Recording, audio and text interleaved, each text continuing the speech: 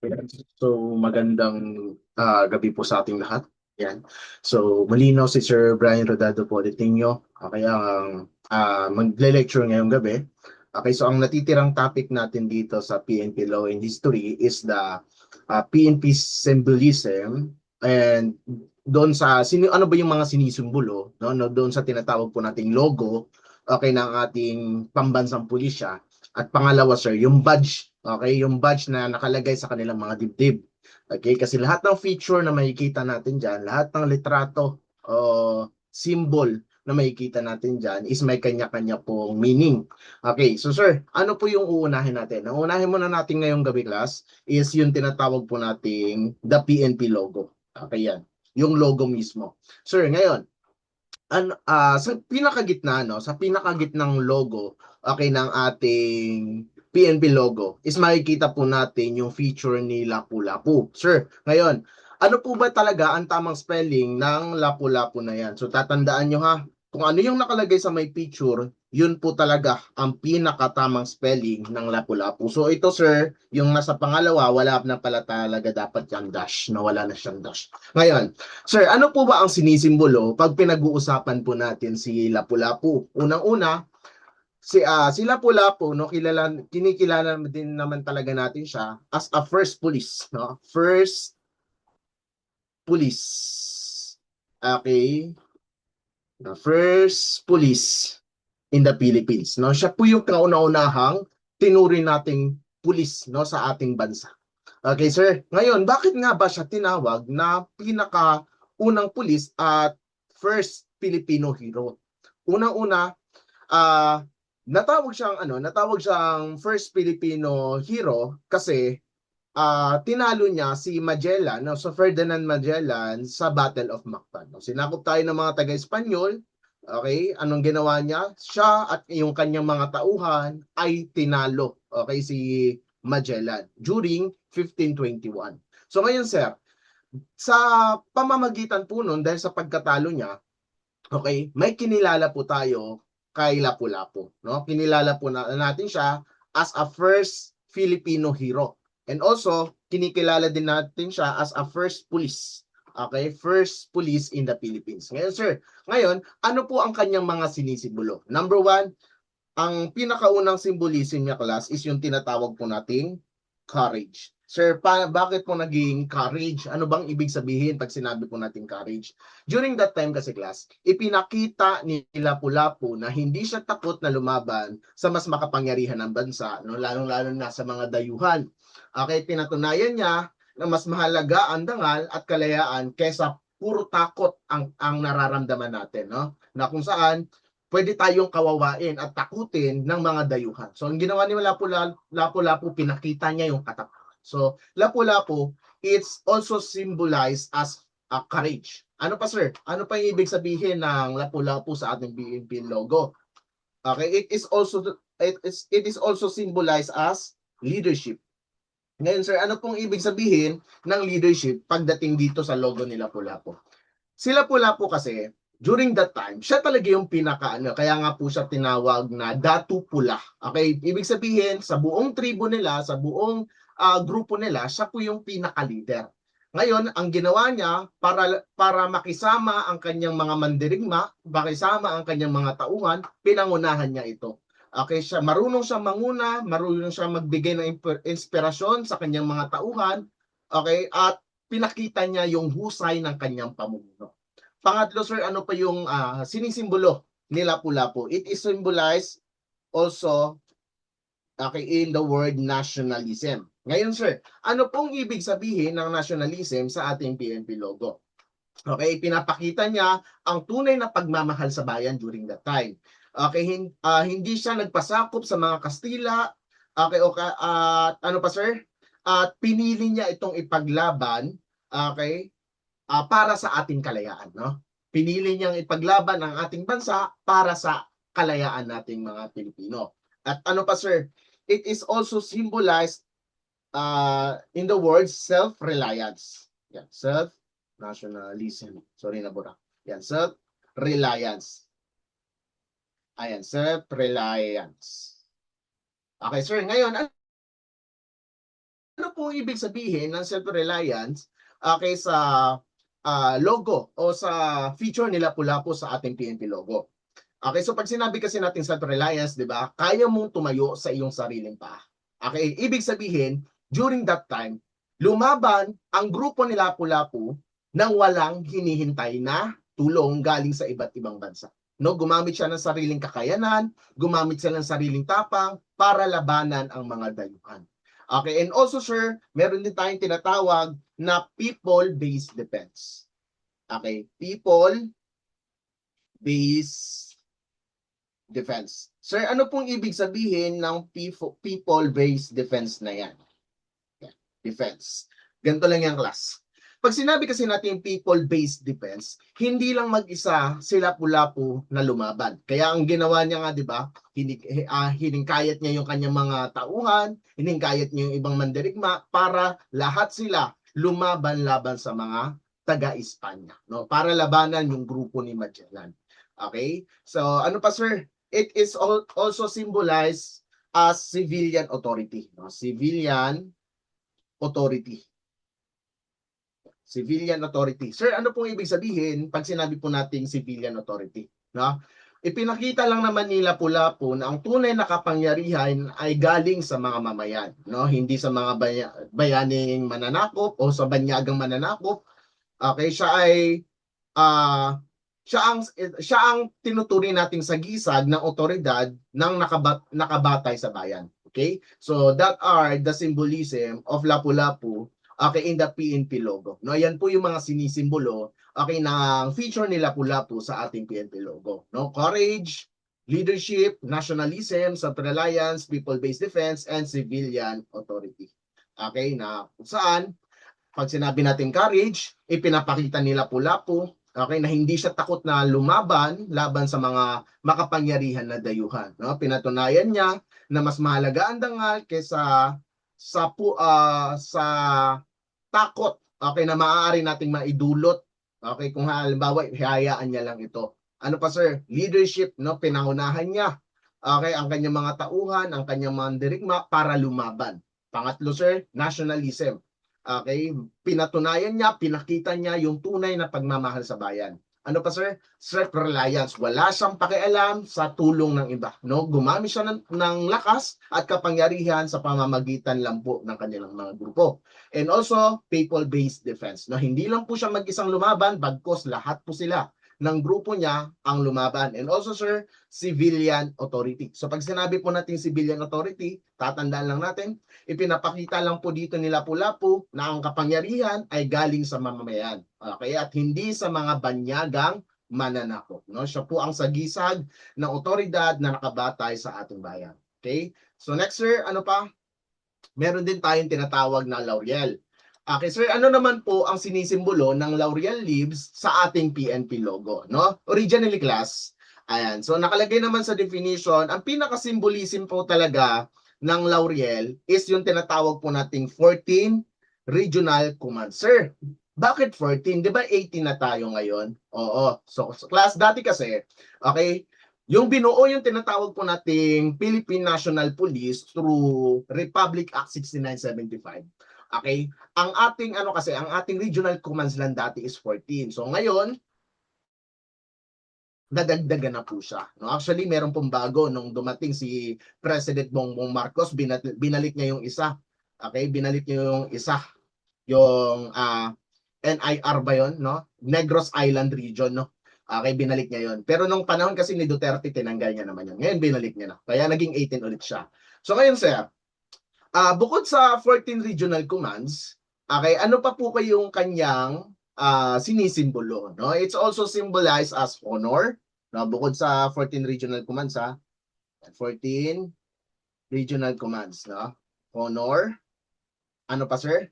Dignity, and also commitment to public trust. No? Commitment, okay, to public trust. Ayan. Commitment to public trust, no? 14 regional command, honor, dignity, and commitment to public trust. No? Apat lang po yung tatandaan natin dito. Okay, sir. Una, sir, paano po kaya pag halimbawa ang nakalagay sa choices is walang 14. No? Ang nakalagay is yung bago, 18. Okay, ano po yung isasagot namin? Siyempre, kung wala yung 14 regional commands, kasi yun yung talagang nakalagay sa ating definition, tsaka lang po natin isasagot yung 18. Okay, sir, paano pag halimbawa, present yung dalawa? Andyan yung 18 regional commands, andyan din po yung 14 regional commands. Ito lang yung diskarte dyan. Kung ano ang nakalagay sa definition, yun ang ating isasagot. No? Kung ano ang nakalagay sa definition, yun ang ating isasagot nyo. Yung tinatawag po nating 14 regional commands. Ngayon, sir, ano naman pong ibig sabihin ng tinatawag po nating honor? So, pag sinabi nating honor, ipinapakita ng Lauriel na ang pagiging membro ng Philippine National Police Organization ay isang karangalan at hindi basta-bastang nakukuha. No, ibig sabihin, bago ka maging member dyan, kailangan mo muna itong paghirapan. No? Kailangan mo munang kompletuhin lahat ng mga required requirements. Kailangan mo mag-take oath, no? Kailangan mo mag-training bago mo maisuot at mailagay ang logo na yan sa kanilang mga uniforme. Pangalawa, sir, yung tinatawag po nating dignity. Sir, ano naman po ibig sabihin ng tinatawag po nating dignity sa ating Lauriel Leaves? Okay, ang Lauriel din class ay sumisimbolo po siya sa dangal na ang lahat ng kasapi ay dapat kumikilos ng merong respeto at merong moralidad. So ibig sabihin, pag suot-suot mo okay, ang uniforme ng ating pambansang pulisya na merong nakaangkot o merong kasamang PNP logo, automatic pangalagaan mo yung dignidad mo. No? Hindi ka pwedeng gumawa ng kamalian. No? Kailangan ang gawin mo at ipakita mo sa mga taong pinagsiservisyohan mo is lahat tama. Okay, ano pa sir? Commitment to public trust. So when we say commitment to public trust, ang Lauriel ay nagpapaalala din po siya na ang serbisyo sa publiko ay hindi para sa sariling interes lamang. So ibig sabihin sir, hindi mo ginagawa yung trabaho mo para lamang sa iyo. Ginagawa mo ito para sa mga nakakarami. Okay, ginagawa mo ito para sa kapakanan ng mga sinasakupan mo. Okay, so that is the symbolism of Lauriel okay, in our PNP logo. Sumunod sir, meron din po tayong tinatawag okay, na shield, no? Yung feature na shield dyan. Okay, yung pinaka-background ng ating logo. Sir, ano po ang pinaka-symbolism ng shield sa ating PNP logo? Unang-una sir, it is symbolized to the Philippine Constabulary. Ayan, Philippine Constabulary. Okay, Philippine Constabulary. Ngayon sir, ano bang ibig sabihin? Bakit andyan po yung Philippine Constabulary, no? Ang shield kasi class, ang sinisimbolo niya po is ito po yung pinakasagisag ng pinakaunang pulisya o pambansang pulisya sa ating bansa. Okay, yan po yung pinakasimbolismo ng pinakaunang pambansang pulisya sa ating bansa, which is the Philippine Constabulary. And also, sinisimbolo din po dyan yung ating batas na gumawa sa tinatawag po nating Philippine Constabulary. Ano yan sir? Yan yung tinatawag po nating Act number 175. No? Ito po yung batas okay, na gumawa sa tinatawag po nating Philippine Commission, okay, na kung saan ito yung pinaka number 1 na batas okay, na bumuo okay, at nagbigay ng kapangyarihan para sa mga miyembro ng ating pinakaunang pulisya sa ating bansa, which is the Philippine Constabulary. And also sir, the shield, it is also symbolized as honor. Okay sir, ano pong ibig sabihin ng honor na yan? Ang honor kasi class, sa loob kasi ng 19 years, no, sa loob ng 19 years, okay, pinapakita ng mga miyembro okay, ng Philippine Constabulary ang karangalan, pagtatanggol, at paglilingkod sa bayan. Okay, and also sir, it is also symbolized as professionalism. Professionalism. Sir, ano pong ibig sabihin ng professionalism na yan? Okay, pinapamalas ng ating mga miyembro ng Philippine Constabulary ang pagiging professional sa kanilang tungkulin, maayos at patas na pagpapatupad ng batas. No? Wala po tayong tinitingnan kung mahirap ka man o mayaman. Kailangan lahat ng pinapakita mong serbisyo sa lahat ng tao ay pantay-pantay. And also, lahat ng mga miyembro ng tinatawag po nating Philippine Constabulary ay meron pong angking tinatawag nating katapangan or courage. Okay? Sir, ngayon, ano pong ibig sabihin ng courage sa ating shield. Okay? Ang courage class is nagsisimbolo po siya sa katapangan ng mga miyembro ng Philippine Constabulary na kahit nasa panganib ang kanilang trabaho o kanilang tungkulin, mas pinipili po nilang magtrabaho diyan, no? Mas pinipili po nilang gawin na 'yan kaysa sa kanilang kaligtasan, no? Na mas gusto nila na no, mas gusto nila na i-sacrifice, no? Okay, i-sacrifice ang kanilang buhay alang-alang para sa buhay ng ibang tao. Okay? Sir, next. Meron din po tayong tinatawag na 3 stars. Sir, ano po ang ibig sabihin ng 3 stars sa ating PNP logo, no? Napakadali lang niyang class. Yan po yung sinisimbolo ng 3 major islands of the Philippines, the Luzon, Visayas, Mindanao, no? Luzon, Visayas, and Mindanao. Okay, sir. Ngayon, ano bang ibig sabihin ng tinatawag po nating 3 stars na yan? Okay, ganito lang yung class. Okay? Ang sinisimbolo lang kasi talaga niyan, kaya po siya tinawag na Luzon, Visayas, and Mindanao is kailangan buong Pilipinas nagagamit ng ating mga kapulisan yung kanilang kapangyarihan. Ibig sabihin, sumisimbolo po siya sa mga tinatawag po nating national enforce. Okay, national force. Ibig sabihin, ang kanyang sinisimbolo ay hindi lang po pang isang lugar. Bagkus ang kapangyarihan, basta miyembro ka ng ating pambansang pulisya, pwede mo itong gamitin sa buong bansa. Okay? So next, sir, ano pa? Ayan. So meron din tayong tinatawag na service, honor, and justice. Sir, ano pong ibig sabihin ng mga yan? Pag sinabi nating service, bawat kasapi ng PNP ay dapat naglilingkod ng tapat, buong puso para sa kapakanan ng mamamayan at hindi para sa sariling interes, no? Kailangan lahat ng ginagawa po nila ay para sa serbisyong publiko, no? Inuuna dapat ang iba, inuuna dapat ang buhay ng iba bago ang sariling interes. Okay, at pangalawa, sir, yung tinatawag po nating honor. Ano naman po ibig sabihin ng honor na yan?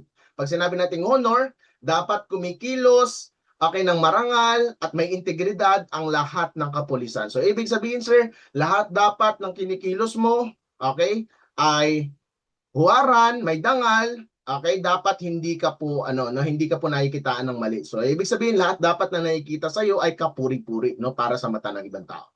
And also, we had justice. Sir, ano po ibig sabihin ng justice, no? Paalala lang po yan sa ating mga miyembro ng ating Philippine National Police na ipatupad ang katarungan ng patas at walang kinikilingan.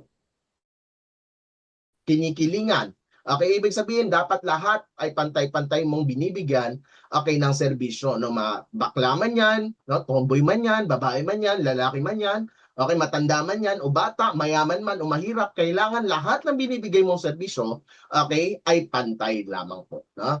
Okay, ano pa, sir? May dinagdag din dito, classmate, no? Ang service, honor, and justice, it is also added ideas like efficiency. Yan, efficiency. Ayan. Sir, ano pong ibig sabihin ng efficiency na yan? So, kailangan mahusay at mabilis kumilos ang ating pambansang pulisya. Okay, ano pa, sir? Meron din tayong tinatawag na integrity. Okay, integrity. Pag sinabi naman natin integrity, dapat tapat at hindi tiwali ang ating mga kapulisan. Okay, ano pa, sir? Meron din tayong tinatawag na cohesiveness and camaraderie, no? Camaraderie.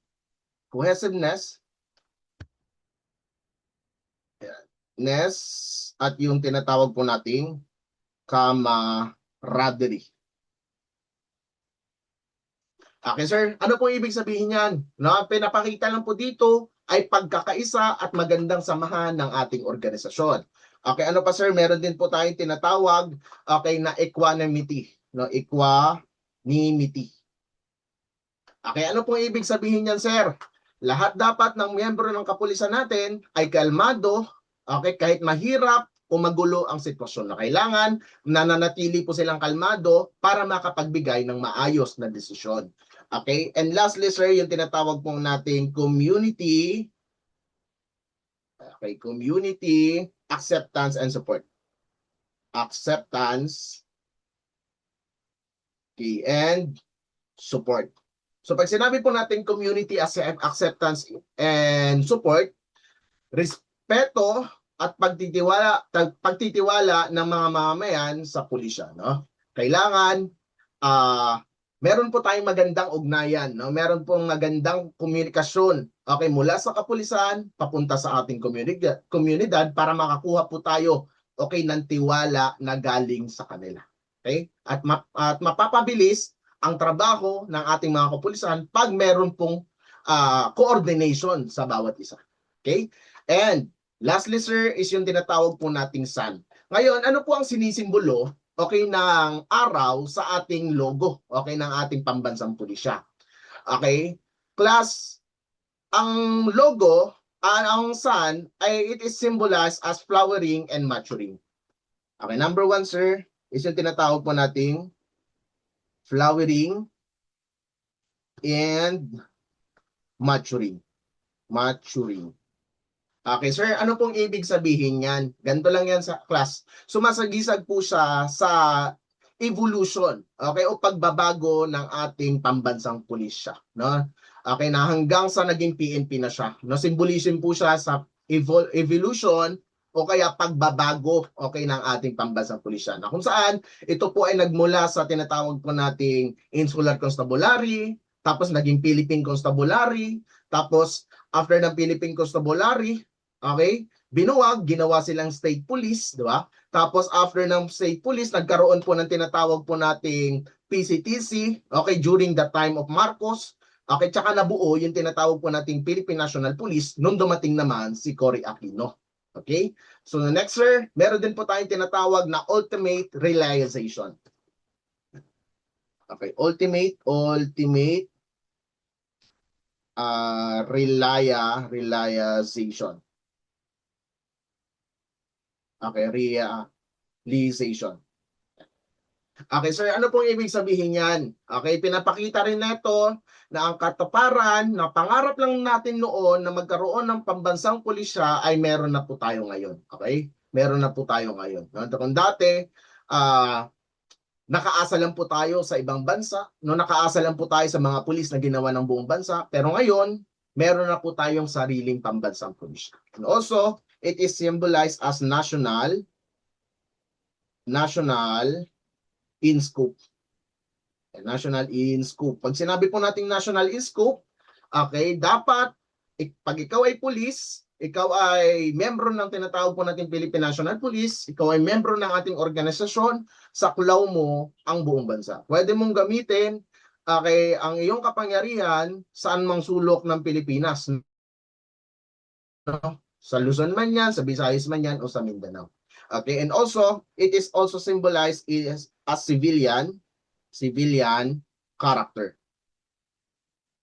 It is symbolized also as civilian character.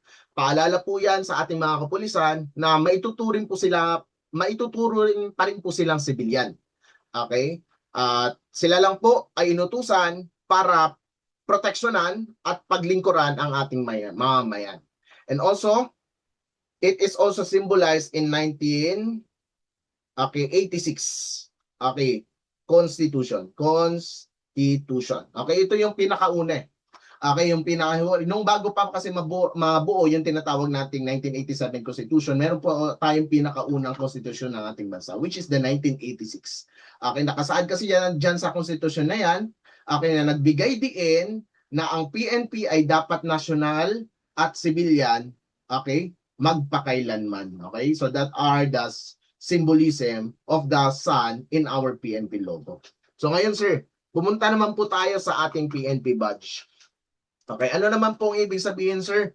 Okay, na mga feature na makikita po natin sa PNP badge. Okay, unang-unang pag-uusapan natin is the Philippine Eagle. Okay, sir, bakit tinawag po siya ang Philippine Monkey-Eating Eagle din? Or the Philippine National Bird? Tinawag din kasi siyang Philippine Monkey-Eating Eagle. Unang-una, ang agila kasi is meron po siyang dipa or wingspan. Yeah. Okay, na umaabot ng hanggang 8 feet na kung saan kaya po niyang abutin yung tangkad ng isang basketball player. Okay?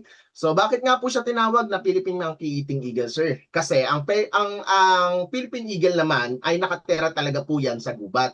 Okay? At ang kanilang paboritong kainin, okay, at paboritong biktima is mga unggoy. So ibig sabihin, sir, dahil kaya po pala siya tinawag na Philippine Monkey-Eating Eagle kasi ang paborito po nilang kainin is the monkeys. Okay? Na kahit gaano pa kalaki, kataba, kabigat yung unggoy na yan, kaya po nila yung dagitin. Kasi napakalaki po ng mga kuko ng mga yan.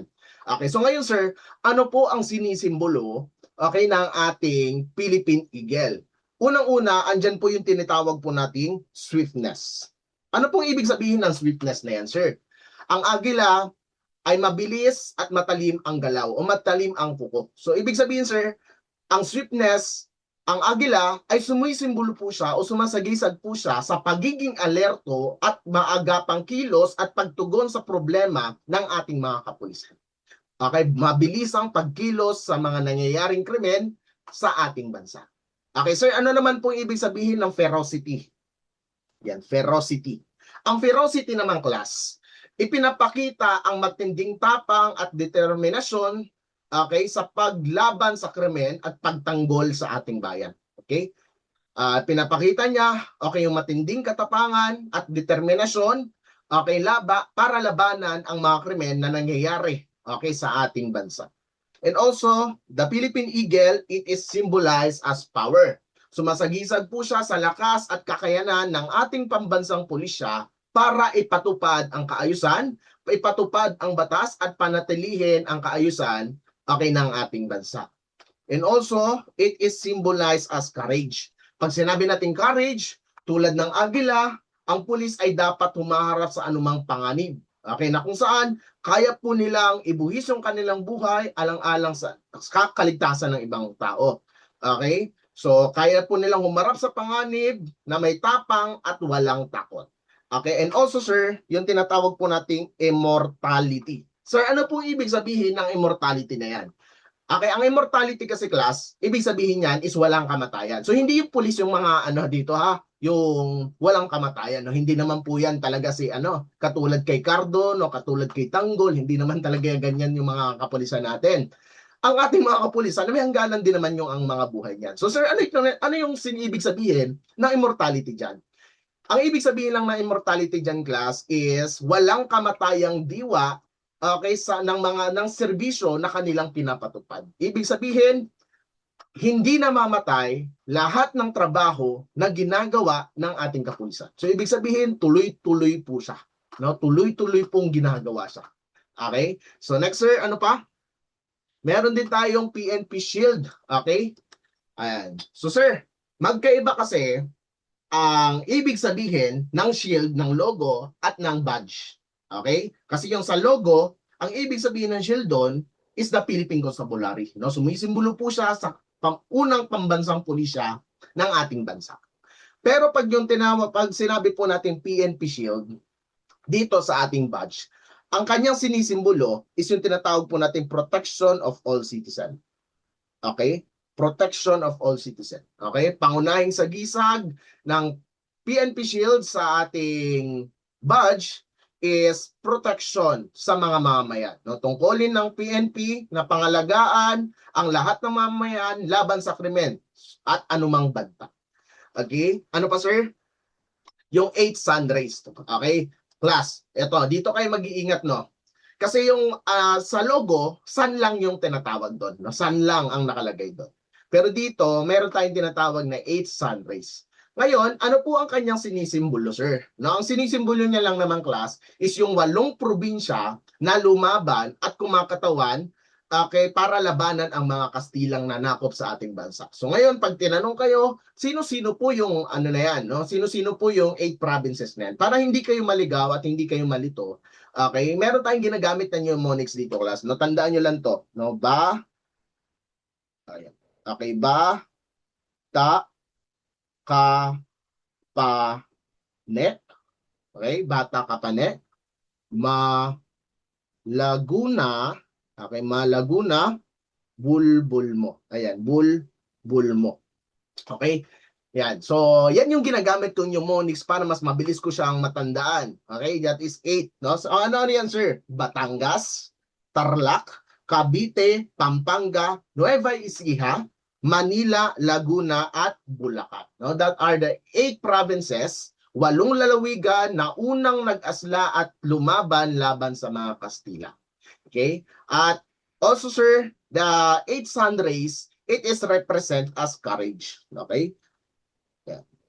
Sinisimbolo niya rin po yung pangalan o salitang katapangan. Okay? Ipinakita niya nila kasi yung katapangan na ang mga Pilipino ay handang lubaban para sa ating kalayaan. And also, meron din yung tinatawag, sir, na gallantry. Gallantry. So, pag sinabi po natin gallantry, sumasagisag din po ito sa kabayanihan at kagitingan, okay, sa pakikibaka o pakikiisa, okay, ng 8 lalawigan. And also symbolize as patriotism. Okay, patriotism. So pag sinabi po natin patriotism, sir, ipinapakita po dito, okay, yung pagmamahal sa ating bayan, na kung saan mas pinipili nilang isakripisyo ang kanilang buhay, pumunta pa rin sila, no, lumaban pa rin sila sa mga Kastila, kahit alam nilang pwede silang mamatay para sa kalayaan ng ating bansa. Okay, so that are the representation, okay, of the 8 sun rays in our PNP badge. Okay, antong pa, sir, no, andito rin yung tinatawag nating 3 stars. So kanina, okay, nabanggit na natin to, so hindi na natin kailangan ulitin. Kasi kung ano yung nakalagay sa ating logo, yun din ang ibig sabihin, okay, na nakalagay sa ating badge. Okay? Also, no, the service, honor, and justice. Kung ano yung nakalagay sa ating logo, yun din po ang symbolism, okay, pagdating dito sa ating PNP badge. Okay, so dito, sir, nagkakaiba pagdating kay Lapu-Lapu. Okay, ngayon, sir, ano po ang sinisimbolo ni Lapu-Lapu sa ating badge? No? It is symbolized as bravery. It is symbolized as bravery, no? Katapangan, okay, ng PNP, katapangan ng ating pambansang pulisya, no? Tulad kasi ni Lapu-Lapu na lumaban-laban sa Kastila, no, laban kay Magellan, no, na nangyari sa Mactan, Cebu.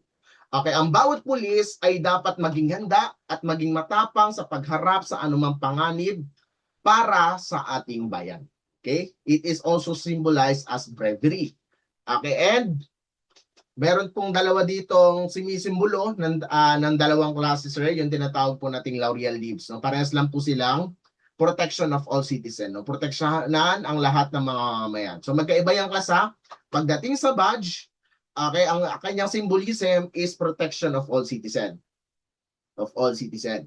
Pero pagdating sa logo, okay, ang kanyang sinisimbolo naman is yung tinatawag po nating 14 regional commands. Okay, and lastly, na pag-uusapan natin dito is yung word na Philippine National Police. No? It is symbolized as identity of solidarity. Ngayon, sir, ano po ibig sabihin niya? No? Pagkakaisa o pagiging isa ng lahat ng kasapi ng ating pambansang pulisya. No? Ipinapakita neto na kahit iba ang mga pinagmulan, iba't iba yung kanilang trabaho, iba't iba yung kanilang pinanggalingan, iba't iba yung kanilang ginagawang serbisyo, pero dapat parehas po sila ng layunin, no? Parehas po sila ng gustong mangyari, no? Parehas po sila, okay, ng tinatawag nating mission, no? Kung saan magkaroon ng kapayapaan at seguridad sa ating bansa. Okay? Magkakaiba man tayo ng trabaho, magkakaiba man tayo ng pinagmulan, magkakaiba man tayo ng mga pinanggalingan, pero dapat as a member of the Philippine National Police Organization, kailangan iisa lang ang ating mission, no? Kailangan iisa lang ang ating patutunguhan. Okay? At yung salita naman na sir, na tinatawag nating Philippine National Police, okay, isa din po siya sa sinisimbolo sa pagkakilanlan. Okay, pagkakilanlan ng ating pambansang pulisya. Okay, na kung saan ito ang ating maituturi na number 1, no, police organization na meron tayo dito sa ating bansa, no? Okay? So that are the symbolism, okay, of the features, okay, in our PNP badge, no? Yan po yung mga tatandaan natin. So tandaan nyo lang, ha, magkaiba po, okay, ang nakalagay sa ating logo, at sa ating badge. No? Magkaiba po sila ng sinisimbolo. Merong mga magkakaparehas pero dalawa lang yun. No? Dalawa lang po yung nakalagay po sa tinatawag nating three stars tsaka yung nakalagay doon sa tinatawag nating service, honor, injustice. Yun lamang yung magkaparehas. Pero in the rest, magkaiba po sila ng meaning. No? Magkaiba po sila ng symbolism. Okay? So, hanggang dito na po muna ang ating pag-uusapan ngayong gabi. No? At magandang gabi at ingat po kayo palagi.